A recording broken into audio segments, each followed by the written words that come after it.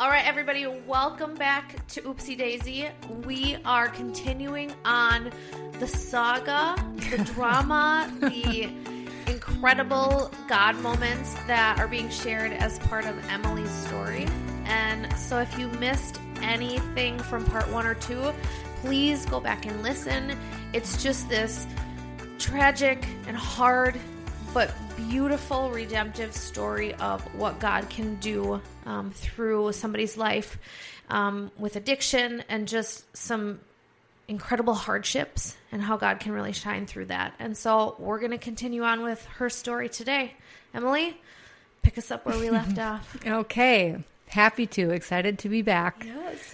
Yes. So we left off with being in treatment with the two lesbian kind of relationships that were going on. Yeah, which I actually forgot from when we recorded before. So then when you told me that again, my eyes popped out of my head and I was like, "Whoop, forgot about that little plot twist." Yes, right. It definitely was a plot twist. And, I always just throw it. It just seems like things come out of nowhere with my story. But, it was definitely something that, I was trying to work through. We talked about the impact it was having on my faith and just my relationship with God, and kind of feeling like I, had to hide. I just wasn't fully comfortable in myself.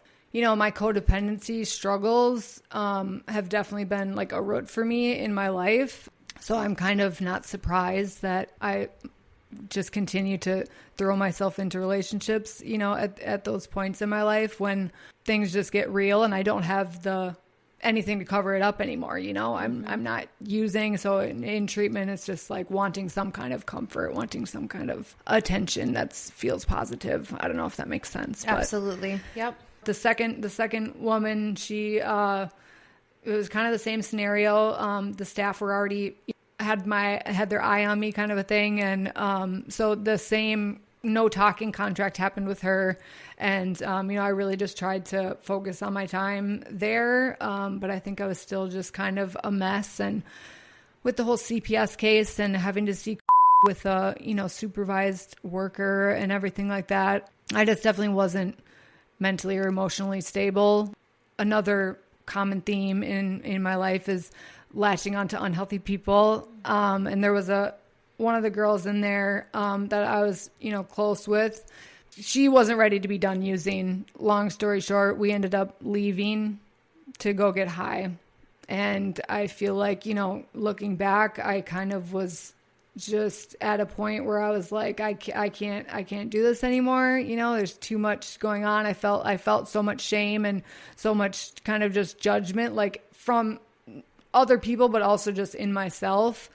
And so, yeah, I just wanted that, my coping mechanism that I knew, and just kind of impulsive thing. And that's what addiction is a lot of times, is, I kind of discussed it before, is like when the urge takes over, it's just hard to stop it. That's why relationships and the people you surround yourself with are so important in recovery. And I should have definitely been much more careful with that. But yeah, someone can drag you down really easily, kind of a thing. Okay, here's my question though, because you hit on a good point. Someone can drag you down. And so in all of this, like in your relapses and the times that you left your sober house or your rehab, wherever you were at, it was always with somebody else. Mm-hmm. Was this like they brought it up to you and you were like, yep, I'll go along with it? Or was it you kind of driving somebody towards getting high? Like, were you kind of the instigator ever? Or was this just, I got hooked up with a bad person and the temptation was there then? I don't feel like I was really the instigator very much. And I think that, the first couple times it was just kind of not even really being ready to try, but at that point I really wanted it, obviously. And I had so many reasons to be, fighting to get better. Yeah, was still so unhealthy in myself. And I know that and have learned that. It's like you're going to attract kind of where you're at. And so it's just when two people are going through a lot emotionally and everything, it's just easy to be influenced by the other person. But I do think, and I mean, that time specifically, like most of the other times, it was kind of her initiating it, bringing it up, like we should just go. And we went up to where she was from, up north of the cities, and I did meth for the first time. I hadn't done meth up till that point. Okay, so honestly, for a non-drug user, like a non-hard drug user, I think we hear meth and go, that's the worst one. Yeah. What was it like? Like, did you like that, or was it way intense? I mean, yeah, I've always said meth's like the drug I like the least. I've done it a lot, but I don't like how it makes me feel. I threw up, which a lot of people get that way with opiates, but opiates never really made me throw up unless I was like withdrawing. But yeah, just that jittery, like just uncomfortable, like feel like I'm crawling out of my skin feeling. Like, you know, I wasn't sleeping or eating for a couple days after that. And we ended up getting some heroin and I OD'd again. Like to the point of like Narcan, yes. hospital? Okay. Yep. So yeah, I woke up to the EMTs and they had to Narcan me 3 times to actually get me revived. And then I got taken to the hospital and they had to Narcan me like 2 more times. So it was like 5 times total. So it very much was way, way, way too much on my body, especially in the state I was in, you know? Yeah. Okay, here's a probably really intrusive question. What happens with hospital bills? If somebody's in treatment like that and like not working, not employed, and they come in, overdose, like, yeah, who pays for that? I don't know. I've never had I was on state MA at that point. I've never had to pay for a hospital visit for an overdose, which I've only been hospitalized 3 times. But no, I was never billed for that. So apparently the state covers that. Oh, yeah, at least you're not in like medical debt from yeah that, you know? Yeah, no, I know, thankfully, because I know it's a big thing for people get medical debt all the time, and you know it can be really debilitating. But so yeah, I thankfully it wasn't. I mean, the thing too, that you get released like within a couple hours usually. You know, they don't keep people in there for long unless it's, you know, your organs are, you know, in some kind of disarray or whatever. But disarray. I don't know why. There's like a little disorganized in there. It's fine. Yeah. It'll be fine. I don't know where that word came from. I was like, your organs are messed up. I'm like, no, gave let me me a good image in my head. Yeah, they're in disarray. So anyways, and so my dad had to come pick me up, and he wanted to bring me back to the treatment center. So we actually called the treatment center and asked if I could have a chance to come back. They wanted me to wait a couple days to get clean so I could pass the UA when I went back in there, but they did let me come back. And that woman was still there. Long story short, I ended up graduating from the program, but things had escalated in her and I's relationship, and I felt at that point like I wanted to be with her. And so when I finished, I went to stay at her apartment because she had a few weeks left in the program. I was alone in Minneapolis, like waiting for her to get out of treatment, and that didn't go well, didn't pan out well. By the time she got out, I was already using, and we continued using together for a while. We actually dated for like 3 months, like the whole first part of 2013, but it was really toxic.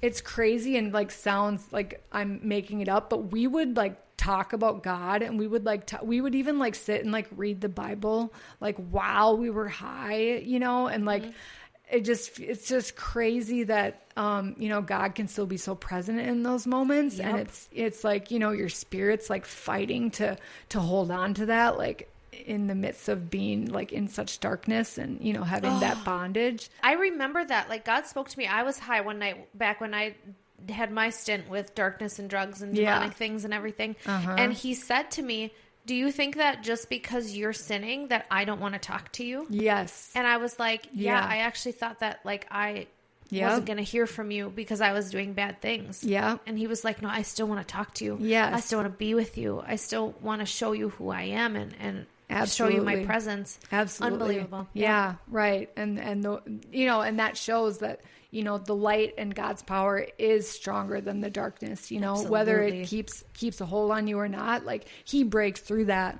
and I definitely experienced that regardless of what was going on a daily basis. I just had so many of those spiritual moments still. So I end up going back to Unity, the hospital. The reason I always wanted to go there was because they help you withdrawal. They give you, Suboxone or Subutex for the first couple days. So you're not withdrawing. And I had been through actual withdrawal enough that it's like, I didn't want to do that anymore. So is it as bad as the movies show it to be? Oh my gosh. Yeah. Is it? Yeah. Like, have you ever seen Basketball Diaries? Yes. Yeah. Like that's real. Like it makes my stomach turn and twist when I watch it because it is that bad. Wow. So yeah, I wanted to avoid that at all costs. So I did go to Unity, and my counselor there, I had shared with him that I had these experiences with the like women and being in relationships with them and stuff, and having those feelings. And he suggested that I go to Pride, which is obviously the LGBT treatment. So I decided to do that, and, thought that that'd be a good way for me to just kind of figure out, what was going on in that sense, which, shouldn't have necessarily been my priority, but I felt like it was just in my face. Like, I feel like God wanted me to look at it. It was uncomfortable a lot. Like the other women there, just weird things happened, and it was kind of unhealthy stuff there. Just, going through the program, I just kind of always felt like I didn't belong there kind of a thing, I do feel like, I got something out of it. It kind of made me accept, didn't want to label myself, but if I had to, I said I was bisexual, at that point, which was obviously a big deal and something new at that point in my life. So the other big thing was it was either 6 months or 9 months for the CPS case while I was in Pride. They have to make a decision or whatever. And we got joint legal custody. But he was, placed in care at the end of the CPS case, and it was closed after that, even though I still was struggling so much. My son was always my motivation and my reason.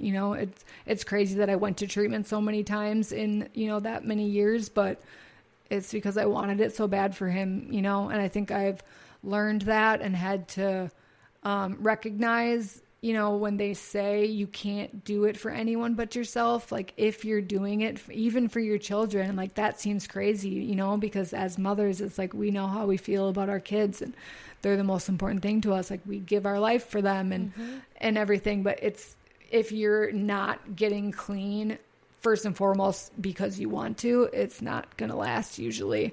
And so that definitely was the case for me. But so I did leave treatment and wanted to, I feel like the CPS case ending was really just I felt like I needed to do damage control or something. So I ended up going back down to New Prague.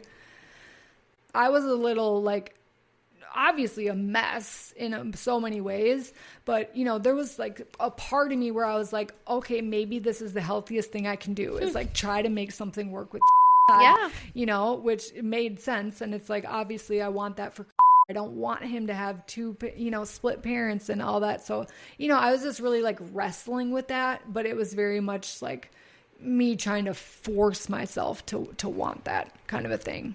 It's just really sucks so bad how much I used him. I ended up wanting to get high. Just, again, so hard to talk about. $100. Okay. That's a lot of money. Every day. And I couldn't just take heroin. I wanted to do, which is that's speedballing, heroin and coke, shooting heroin and coke. And that's just, and I was around Carter. This is my question I was just thinking about. So you're using needles. You're shooting this up. Yeah. How does one take care of their drug paraphernalia when you have a kid running around? Do you wrap it up, put it in the garbage? How do you, where do you put it? Keep it on you. Keep it. I just always tucked it in my waistband. Really? Yeah, which is not what I should be doing, but it was more I was always trying to hide it from somebody. And, I really tried to justify that he's still little. It's like, he wasn't that little. He was about to turn 5, you know, but I just was like, he doesn't really know what's going on, you know, and like, he doesn't know what that is or whatever. And it's like a terrible, like I said, just delusional and really messed up, and something that I hate talking about still. I hate it, you know, but it's something that God has really freed me from, is all that shame. That's just like, I feel like the biggest part of my testimony is the things that held me captive and in bondage for so long, and all my guilt and all my regret and all of it just feeling so heavy on me. Like, it's been lifted. So I feel like that is why I can talk about it, and just be straight up and, you know, tell it like it is, because it's the testimony and the testament to God's power and like what he's cleansed me from and washed clean, you know. That'll preach right there. Yes. That's the gospel. Yes, it is. And what Jesus did on the cross is enough. Yes, it is enough. Nothing that I did is unforgivable. So things ended, was like, okay, I need to stop now. Like, I need to try to get off of stuff. So I asked him to let me stay at the cabin, and I wanted him to leave me there to like withdrawal. You know, I had done treatment however many times. I was like, maybe I just need to actually force myself to go through this, like, and make myself never want to do it again. You know, that was kind of like my mindset. And it was horrendous, really terrible for like 2 days. And after 2 days, he came to check on me. I was so desperate, and, you know, it's hard to explain how terrible being dope sick is. Your entire body, everything in your body wants to take it away. You know what I mean? So it's like, it's a constant battle of like, I know what would take this away, you know, and you just have to like accept the pain, and not be able to sleep, not be able to like sit still, be sweating, be puking, having diarrhea, you know, it's horrible. And so I was desperate, like I said, at the point that he came to pick me up, and I was like, you got to take me to go get something. I literally got in his car and like made him let me drive so that I could take myself to the cities. It was a huge thing, because it's as much time had gone by of like, you know, me using him for that much money and messing with his emotions and all of it. And like, I mean, he just was done at that point. So he called my parents and told them what was going on. And we got up there, and he threw a couple $100 out of the car window and told me to get out, and peeled away. And things have been basically no communication since then. Wow. I get it looking back, and I just don't think he's ever been able to really forgive me, is what it comes down to. And I lost so much in that moment. You know, I lost my son's father and his respect and his love and his compassion. There was none of that left.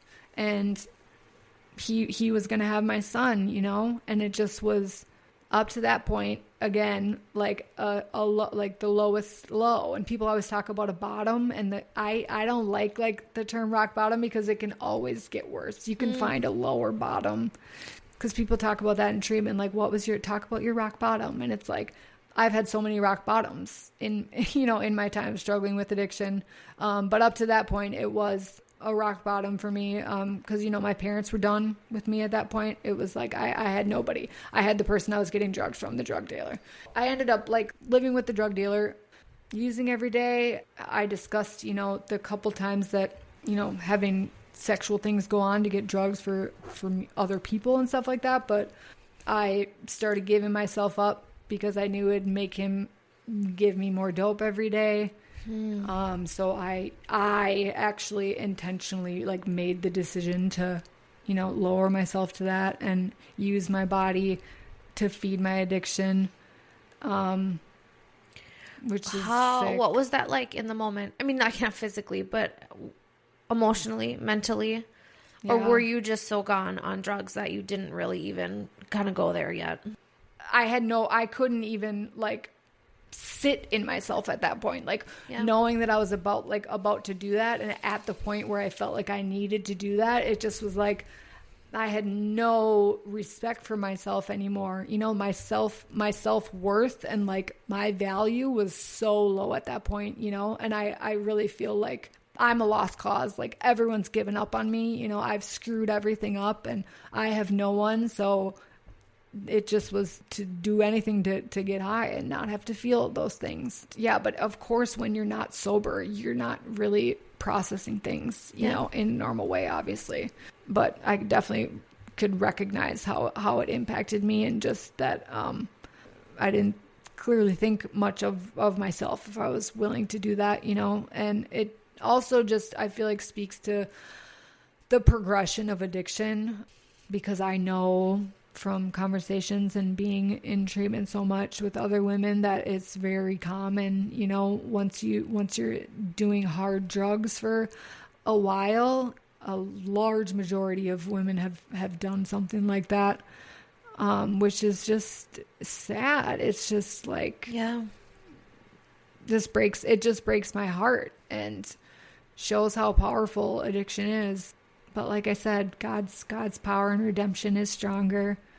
You know, I can still feel what it felt like back then, and, you know, identify with like how much that shame held me for so long. To know that that's not my identity anymore feels really good, you know, because I just was judging myself so much on all my mistakes and like all the negatives, and, you know, that was my identity. Like I was my addiction. I was a fuck up. I was a whore. I was you know. Yeah. And so that just became my identity, and it feels amazing to not have those negative, painful labels on myself anymore. I was like, I need to get a job. I tried to, because it was months had gone by and I was just doing drugs every day, you know. So did that ever get boring? Like, were you just ever bored? Drugs? Yeah, that's my thing. Is like, I mean, do you like maybe knit while you're doing it, so you at least have like a hobby? I used to read a lot. I read a lot when I was high, which is crazy. You can get bored, I guess. Yeah. Like, because all I was doing was watching TV or reading or talking to people that were coming in and out every day to get, you know what I mean? And just like to not have any, there's just no real connection to anything, you know? And so I feel like obviously that was something that I was missing, and kept trying to get myself on a path that was gonna, you know, get me to being healthy. So I was like, well, job's the first thing I can do. I didn't want to go back to treatment at that point. I think I was treatmented out a little bit, you know, which kind of makes sense. I lost track at that point. It was over 10 times that I had been in treatment. So anyways, I got a job at Aldi, the grocery store up there, up in Crystal. Okay, this is so bad. Do you want to know the first thought in my head? Was that, you know, the running joke of Aldi's packers are like so fast at like doing the cashiers are so fast at putting the groceries across and checking out. Yeah. I was like, if you were on meth, you'd probably be a stellar Aldi checker-outer, because you can go so fast. Right? That's so bad. Yeah, no, it's true. That was the first thing that went through my head. I was like, well. Yes, yeah, right. Well, there might be a positive to it. Yeah, no, totally. And I kept using, though. But I was like, oh, at least I'm like making some money and actually paying for my drugs instead of just paying for it with sex, you know, which disgusted me enough at that point. I was getting high there in the bathroom, you know, because there was only one other employee there. There was never a manager on the overnights. It was, you know, an attempt, obviously, to have something positive and do something productive, but the whole situation just made it easier for me to keep using, realistically. Yeah. I hadn't talked to my parents in a while, and I missed them, wanted them to, you know, not give up on me, I feel like. So, you know, they knew that I was working and everything, but I had to come clean to them and tell them that, you know, things weren't going well, and did make the decision to go back in to treatment. It was just a 30-day treatment. When I got out, my parents helped me.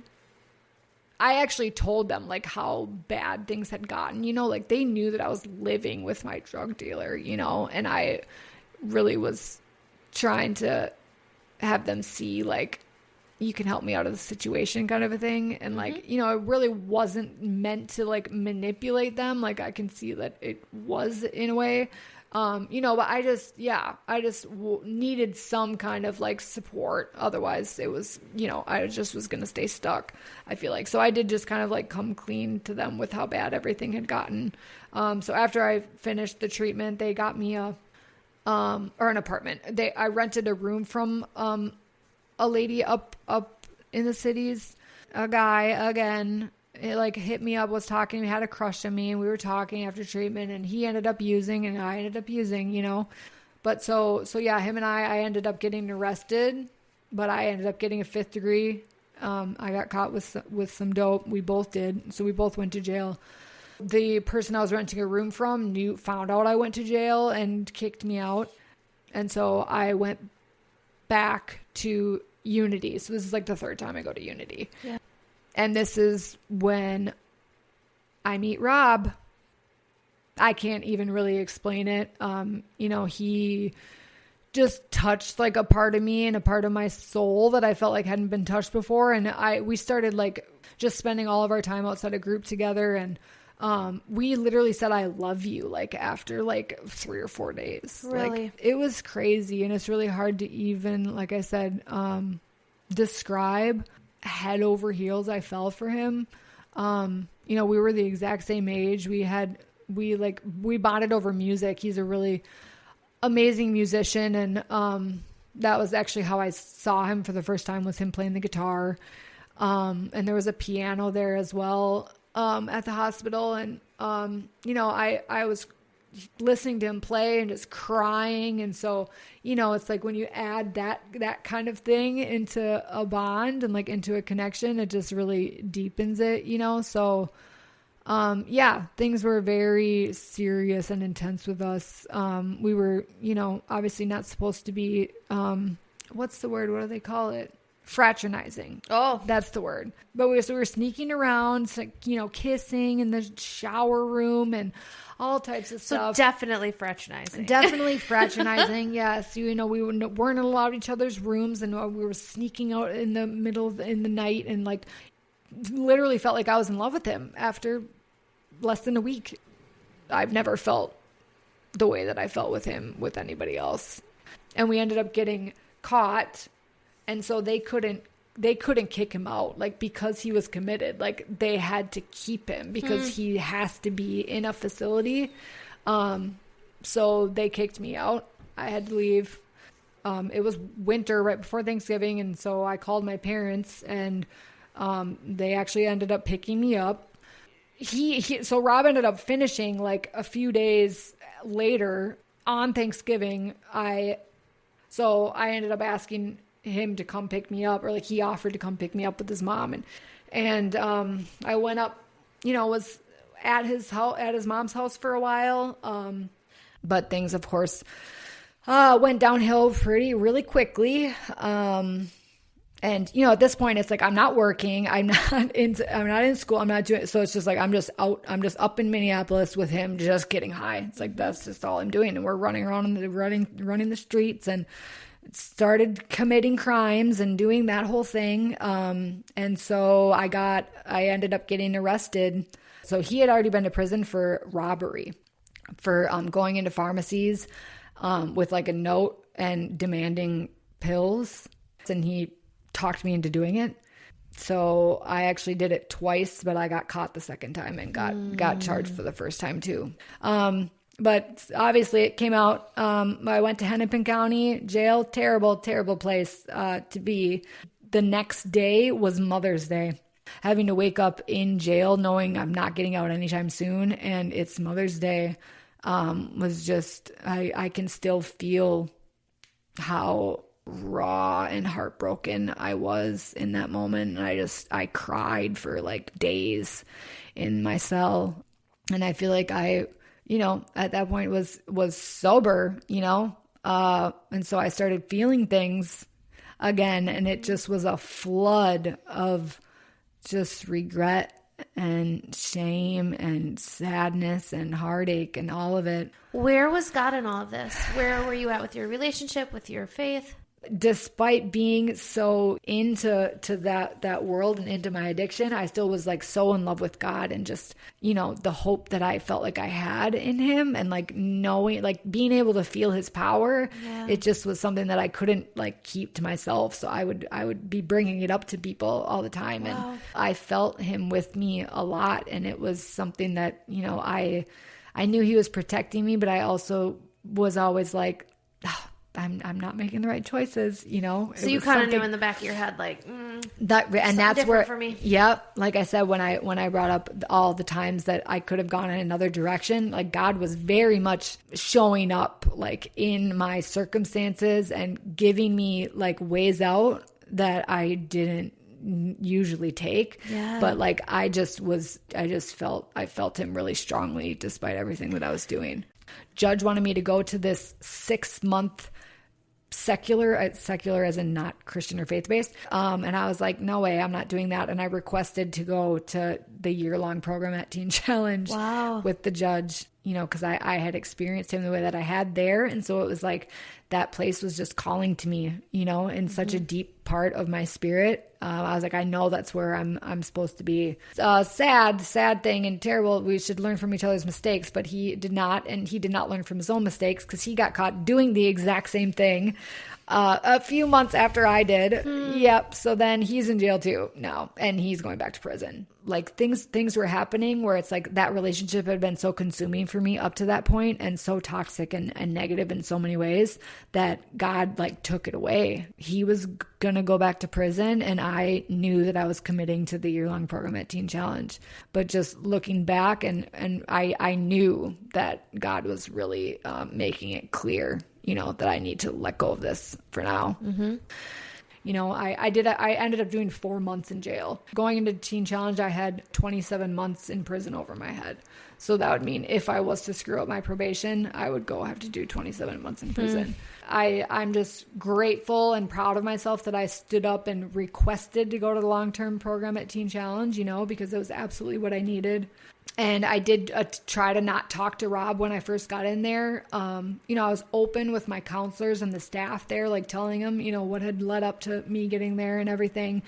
So of course, everyone was on board with me cutting him off kind of a thing. And it was hard for me for a while. I was calling his mom and doing like having to do three-way us and in the beginning, the first couple months there. So it did take me a minute, but God, you know, the Holy Spirit really took over, and I was like, I need to let this go, you know, and I knew God was telling me to surrender him. And I was just so ready to actually like fully give myself over to the Holy Spirit and trying to get on God's path for me. He just showed up just on a regular basis daily in there. And it's a really, really powerful, like Holy Spirit filled place. But I just feel like he started healing me from so many things while I was in there. And I just slowly but surely, you know, started to feel more free and more capable of doing this. And, you know, my family, of course, was super, super grateful and relieved and happy that I was in there doing well. 13 months you're there, you get an 8-hour pass, a 24-hour pass, and a 3-day pass. So I obviously used all 3 of those to spend time with my family. And my family, you know, after a few months, they knew how important it was for me to see. So they would bring him up on the weekends, like for a visit, you know, so he was able to come be inside and be with me all day for like, you know, a whole like 6-7 hour day on Saturdays, which was just awesome. God just really did a work in me while I was there. And I just started to see so much restoration and had so much hope. I feel like that was just something that he really reawakened in me, was just my hope and like my trust in him, you know, for the future and how things could turn around and everything. Birthday is in September, and he started school. He started kindergarten, so I missed him starting kindergarten, which really sucked and, you know, was hard and difficult for me to deal with. But the Holy Spirit and God's just love really got me through all of that. And so the bisexual thing, I was really trying to work through all of that, but it was definitely something that was like still there. And there was someone I had been through the whole program with, and her and I were really close, and things developed into something. It sounds crazy, but it was something that I was constantly, you know, praying about and kind of asking for like the Holy Spirit to lead me. And it wasn't something that I felt like God was trying to keep me from. But in a lot of ways, she was really, really positive for me, you know, and I don't know. I know it was definitely still like codependency, but like I said, I really it wasn't something that was causing me a lot of like friction in my faith or anything like that. Which I don't know if I was just like blind at that point or kind of blocking out like his leading. I'm not sure. But so I did graduate in October of 2015. So I did the whole 13 months.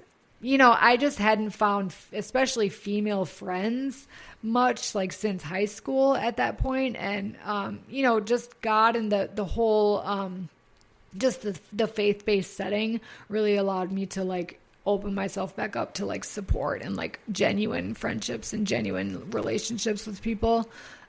So, you know, I just felt very supported and very loved, and my family was so proud of me, and it was really, really awesome. And they had a transitional housing available.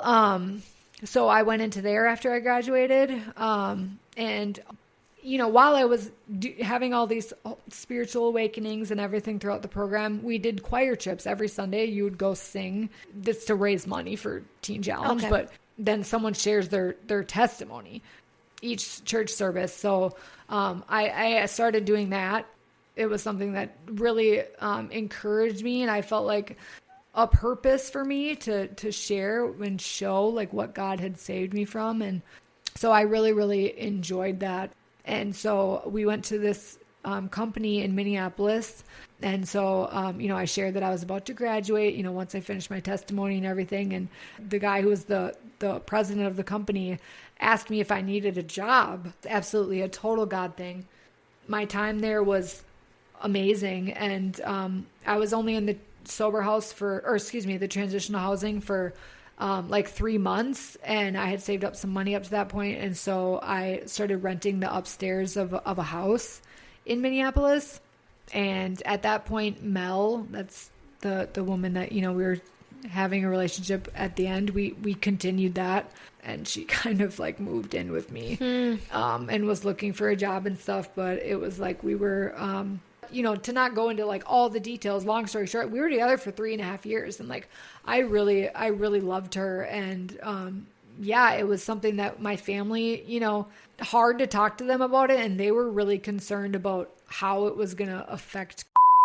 But that also did something in me where it was like, you know, feeling like the judgment, and it was something I was doing that was wrong again, you know, despite feeling like things were so healthy, and, you know, we were both sober, and she had started working, and, you know, everything looked good on the outside, but it was still that, you know, same-sex relationship. And my family was just kind of like, what? Like, where is this coming from? What's going on? We got our own place, 2 different places. And at that point, was starting to spend more time with me. And so, you know, yeah, he was coming to stay with me. We were in Minneapolis, you know, just really like rebuilding that relationship with my son was so important to me. And, you know, I was working full time, and I was, you know, exercising and, you know, seeing my family, going to church and doing all those things. But I didn't have anybody outside of her. What did you find in her, or did you find something in her that you weren't finding in men? Yeah, I think like with women, there's something about just, you can be more like emotionally vulnerable, I think. And like, it's easier to kind of connect on that level and like hear each other in that way, if that makes sense. Well, yeah, we were born with a certain style of communication that's probably easier understood by somebody of the same sex. Right. So I could see that definitely being. Yeah, exactly. So I just kind of feel like there was more of, just an understanding. We were communicated really easily. You know, we could be really honest with each other. And if things came up, you know, we handled them right away, and like we're able to just talk through things, which obviously that can happen too with men. But like up to that point, I hadn't found anyone that I felt like I could be totally just open in myself with, you know, in that way. Speaking of being open, did you talk about it at church? Like, did you guys attend church together? Where were you open about being a lesbian at church? I mean, yeah, it's not like we broadcasted it, you know, but I didn't think you were like, like holding up signs. We are lesbians. But like, I was just curious, did you go to church together? No, yeah, we did. And we went to the recovery church up in Crystal. It's called Serenity Village for a while. And I mean, they're super just open to anybody and, very like recovery based. And so, I guess we definitely didn't feel any judgment, and people knew we were together for sure. And I think that was something about her too. Like I said, she grew up Christian, like in a very Christian home. And, we met each other's parents. It took my parents a little bit to, be comfortable with it, but they eventually really opened their arms to her. And, we spent time together with both of our parents, and they were especially her parents, just because I knew that they had such a, big faith background. The fact that they were so like accepting of it just kind of felt like it was like, oh, okay, well, this is cool. Like maybe this is okay. But at the same time, there was something, and I think I kind of shared that before, that, despite, I know when I mentioned, like when I was praying about it in Teen Challenge, like I didn't feel like there was like God was really saying like, no, don't do this. But there was just still that small, quiet place in me that was like, this isn't what God really has for me. Things started going sideways.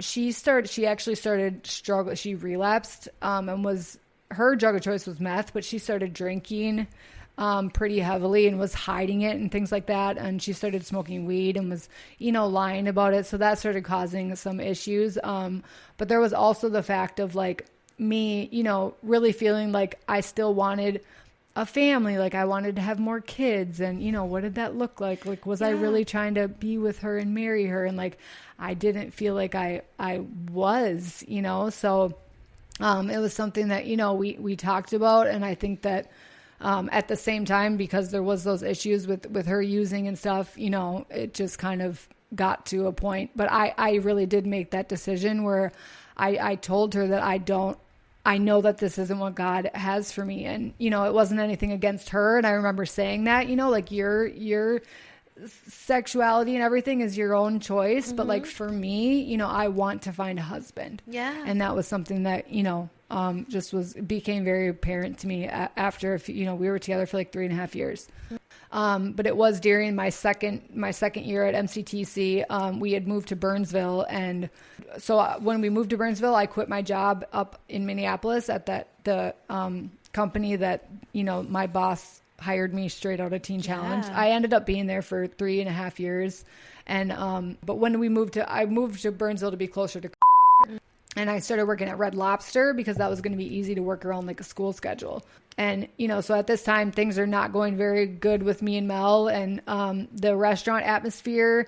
So everyone would go out after work and go to the bar. And that was something I wanted to say too. Like, in this time I was clean, but I did drink like on holidays. And as I mentioned, like I was very involved in church, and like my faith was, I really believed that like if I had God, that's all I need to stay sober. But looking back now, like I know how important it would have been for me to have like an AA or NA community, because that whole thing about alcohol, like as an addict, it's like it would have been just more in the forefront of my mind instead of just being like, well, alcohol's never really been my issue, and like so it's acceptable, because it did end up leading to other things eventually. But when I started at Red Lobster, I was kind of, I didn't want to go home after work because we were fighting and stuff like that. So I ended up going out with my coworkers and, got really close with them, but I started drinking a lot. Yeah. And it wasn't shortly after I started there that we broke up. So I was in the townhouse by myself. She moved down to Rochester to live with her parents for a while. Speaking of the codependency, it was like, despite it, not being good at the end and knowing that it was something that I, wanted to kind of break away from, it was still really hard on me, because it was like, okay, now I don't have the person that's been like my only other person support for this long. So that really took a toll on me. And I definitely started using alcohol just as a coping mechanism to just deal with my emotions and deal with the sadness and, just all the things, around the breakup. So I definitely was drinking way more than I should have been. And it just goes to show, even though it had been at that point, like 4 years, almost 4.5 years since, I'd done hard drugs, addiction is addiction. And like, I started, going to work and already had drank like before I went to work and like and then, a month or so after that, I bought a weed pen and I was smoking weed every day. And, so it got to the point where I was drinking during the day. I was drinking at work, like filling up a water bottle and drinking while I was at work. Yeah. And it just was not good. While me and Mel were together, because I got to talk about Rob. So he had gone to prison while I was in Teen Challenge, and we talked in the beginning, like I said, on 3 ways, but then I stopped talking to him a few months into my program. I ended up reaching out to his mom when I got out of Teen Challenge. And so she gave him my number and he started calling me from prison. And that was something that, Mel knew our history and she was very much, like, why are you talking to him? And it obviously caused some insecurity and stuff in her. I still couldn't let go of him in that way. So, that was really unfair to her. And I remember, cause I was working up right by where his mom lives. And when he got out of prison, he wanted to see me. And like, at first I was like, no, I'm not going to come see you. Like, we can keep talking every once in a while, but like, I'm not, I'm in a relationship. Like, I'm not going to do that. Cause I knew how hard it would be for me. Yeah. But I did end up going to see him after work one day. Just all those feelings came just rushing back. And I remember telling him, like, I got to go. Cause I feel like I want to like kiss you. Like, I feel like I want to, and I was like, this is so unfair. And I felt really guilty and bad, cause it was something that Mel was kind of, trusting me and like trying to believe that like, okay, it's not going to be anything. But it just became really clear how much of a hold he still had on my heart. If that makes sense. So, we would talk on and off during me and Mel's relationship. But after me and her broke up, and then especially when I was drinking and, not in my right mind, I reached out to him and told him I wanted to see him. Yeah.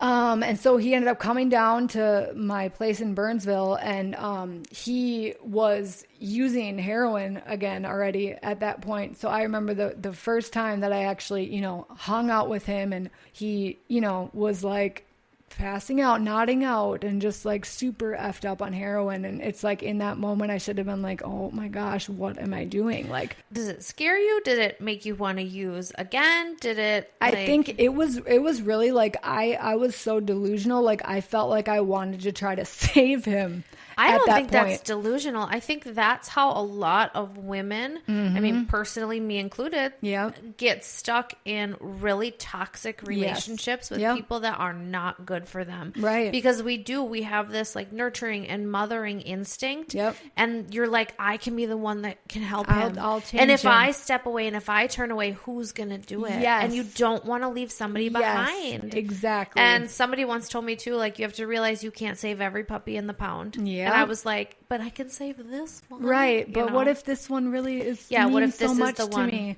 Yep, exactly. And I'm glad you worded it like that, because I didn't want to be the one to give up on him, because I was like, what if he dies? I'm going to feel somehow responsible. Like, I should have been there. I should have tried to support him, and all that stuff just became so just twisted and like some kind of responsibility that I felt like I took on. I'll let you back into my life, but I'm going to really try to help you. Like, it's to, make you stop doing what you're doing because I care about you. So I decided to move to Prior Lake. I was like part of like the maintenance cleaning crew at the apartment building. And so I was going to get like $300-$400 off my rent for a 2-bedroom. So it was like, it was like an amazing deal. And that was like such a, I remember just being like, God's giving me this blessing, like he's giving me this opportunity. And like, I just felt like I was like, oh, I don't want to fuck this up, but I feel like I'm, I'm already like not in a good place, and, had him back in my life, and like just was getting so consumed with him again. Me and my family had done so much healing. It was just such a conflict in me, and like such a battle of like good and evil, and like the light and the darkness, and, who matters to me most, and like how much I cared about him. It just was a lot. So like I said, and my family had nothing good to say about him just because of how things went down, you know, me getting arrested with him and just all that stuff. And, you know, so they did not like him. So, you know, it was something that, again, I was having to like keep that secret. Like, you know, I didn't want my parents to find out that I was talking to him and seeing him back in his life or whatever. But shortly after I moved into the place in Prior Lake, he came to spend the night or whatever. And I had told him, like, you know, the first time when I knew that he had dope on him, and I was like, you can't do this again. You know, like, if I'm going to be around you, you need to promise me you're not going to have dope around me, you know? And of course he said, okay, I won't, I'm not going to, you know? And it's like, okay, but it came, and I was drinking, and it came to light that he had meth on him. And so, yeah, this was September of 2019, and I got arrested in May of 2014. So it was almost exactly 5.5 years since I had done any hard drugs, and I didn't even like meth. As you remember, I shared, I ended up doing it, and I relapsed that night, and I shot it up and used a needle, and I just remember the feeling of just like letting that like devil back into my life. It was like an overwhelming, like spiritual, like something grabbed a hold of me again, really, really strong, like instantly. Just instantly. And I even remember like I started playing like bumping really loud, like rap music that like, you know, had all these like messed up like lyrics, and it was just crazy. Like I said, it was just like reopening. Like, I feel like the enemy was just waiting. He was waiting for that moment, and he was just ready to like, just snatch me up and like put me, like, it felt like I was like in a chokehold again, like instantly. Was there like a conversation with God that happened when you relapsed? Did you turn your back then completely and try to ignore it? Up to that point, you know, cause it was a couple months of me, you know, seeing Rob and like knowing that I was, you know, putting myself in that position to like be triggered. And, you know, I was asking him for like so much strength during that time. And I remember just praying about it. And I remember being like, but, you know, I just really want to save him. I want to be able to help him, Lord. Like, you know, help me do this, you know? And it wasn't like, I wasn't allowing myself to be fully open to what he was saying to me and what the Holy Spirit was, you know, trying to lead me away from, because I was just, you know, so intertwined with him again, you know? So I know that, you know, he was trying to warn me, and, you don't want to go down this road again. Talk about, you know, whether or not alcohol is your drug of choice or weed, like it very well, and a majority of the time will be a gateway back into like your drug of choice or hard drugs in general, you know? And that was very much the case for me, you know? Thinking about this idea of it was like the enemy was ready to pounce and you felt something grab a hold of you.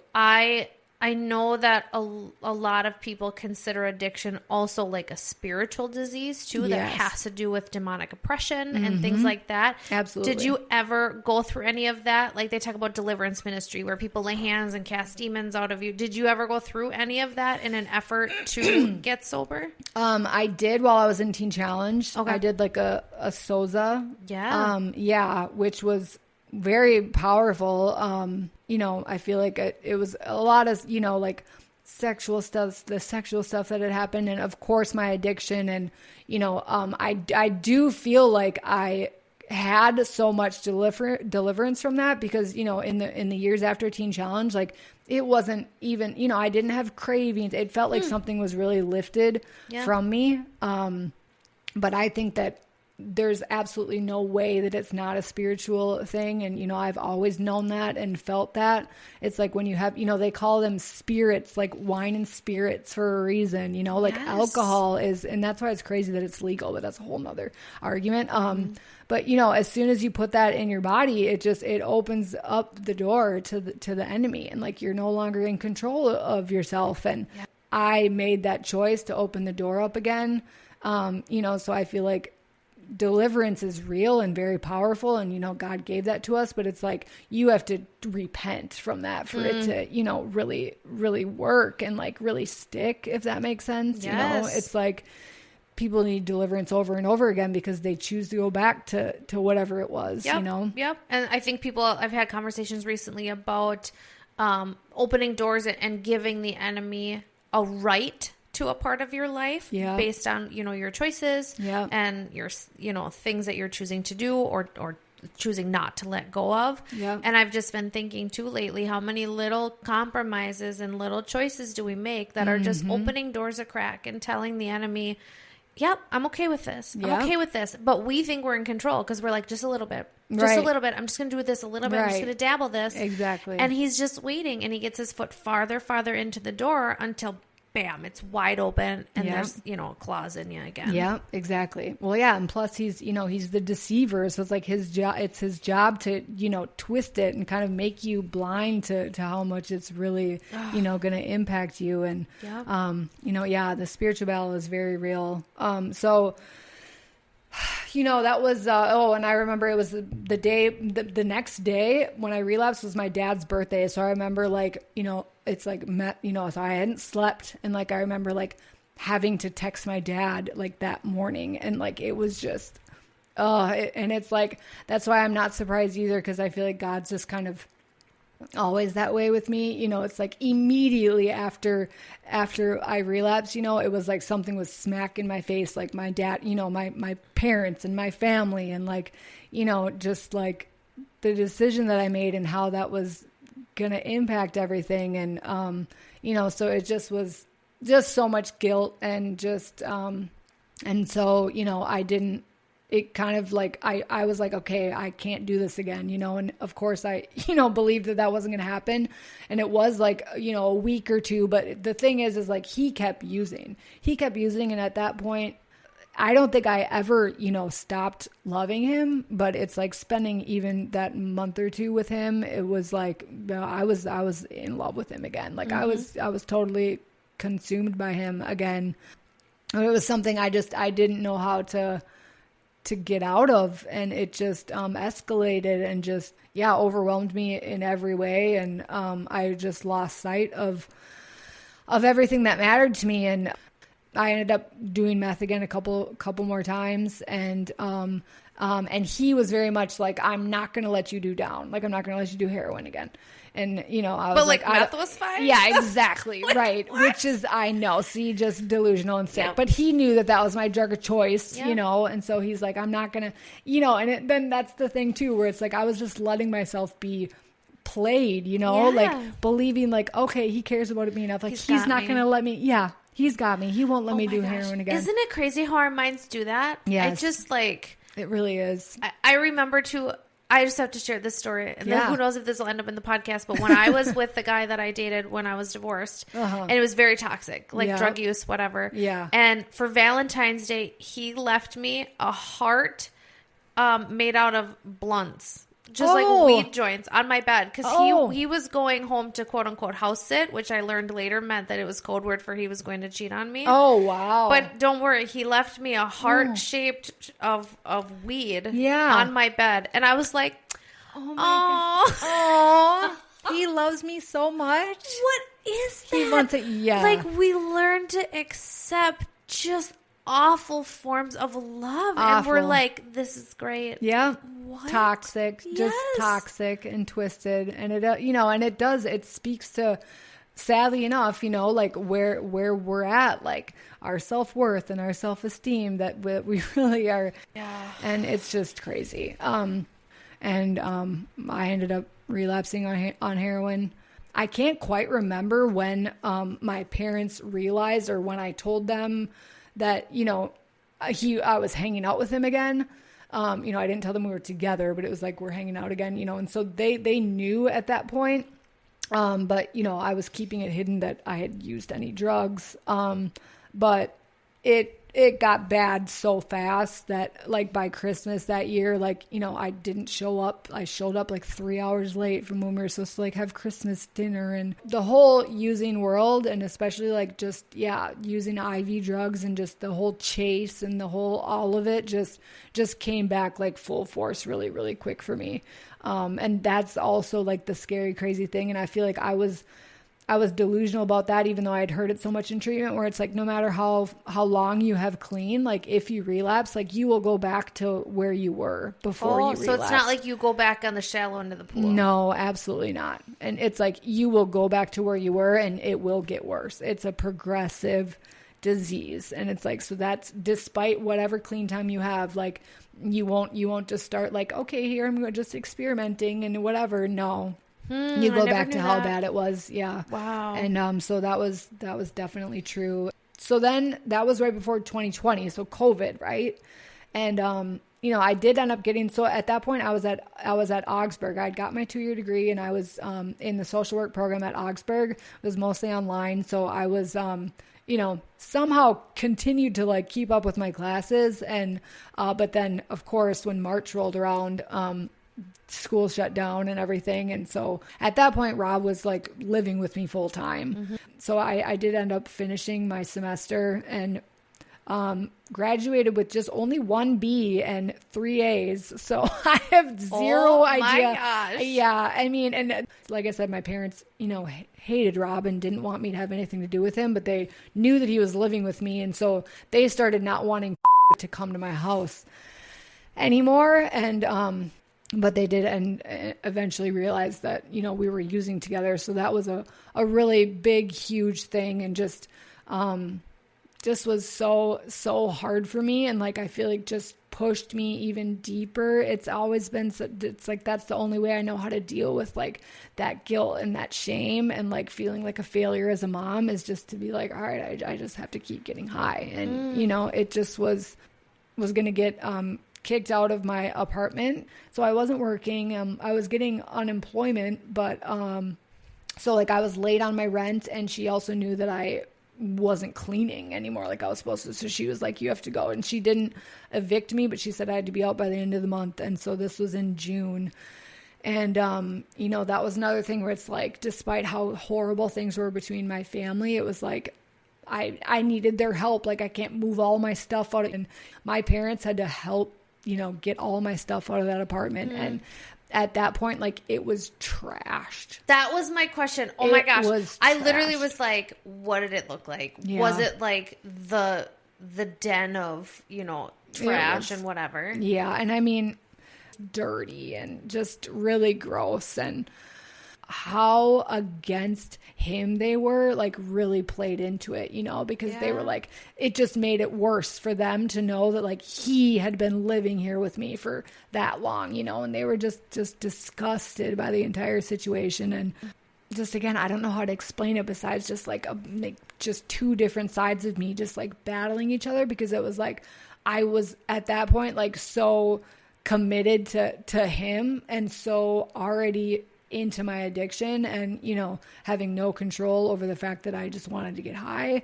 But it was also like, I still knew, my family and like all this, these people that mean the world to me, and just like feeling like I just had that like choice and like I was unintentionally choosing him. Yes. There was a pastor that preached a sermon that talked about that when the struggle is there, that's a good sign, because it's a sign that the Holy Spirit is present within you. Yeah. And he's putting up a fight for you. Yeah. And so it's when you don't have that struggle that you need to be concerned. Yes. When it's just fully given over to, yep, this is my life, this is what I'm accepting, this is what I'm doing, and I'm totally okay with that. Yeah.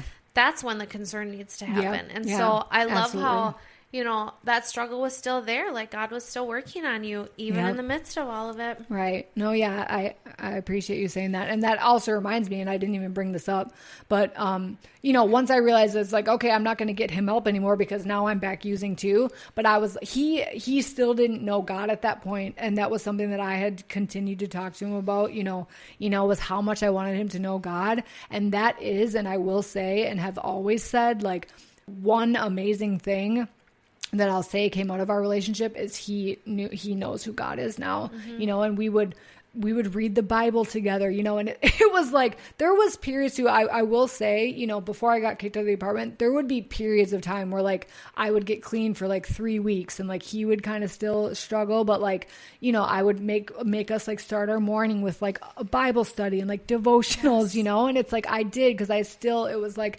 I knew that like that if I needed anything, it was God, and I needed to hold on to that and like not let my faith be, just diminished. And it became really just like just a goal of mine and like my mission. Thank you. My mission to make sure he knew who God was. It just shows that God can work in the darkness, and like he can move and the Holy Spirit can show up no matter what's going on, and I did get to see his spirit open up and like he, accepted Jesus and like just all, and we would listen to worship music and I took him to that recovery church and I felt like, and that was also something that I was like, okay, well, at least our relationship, has God in it. Like despite these struggles with addiction and everything else going on, I was like, I'm prioritizing God being like in this, Well, and I think it's so important to recognize that God doesn't wait for us to get shiny and polished and fixed before he meets us. Exactly. And I remember thinking back, like after I had left the toxic person I was living with, and I still struggled with smoking weed. Like I would dabble with it and then I'd be fine. And then I would dabble with it and then I would get sucked in deeper or whatever. And I remember I got high one night and I sat on the deck and I remember wanting to pray, but I didn't because I was high.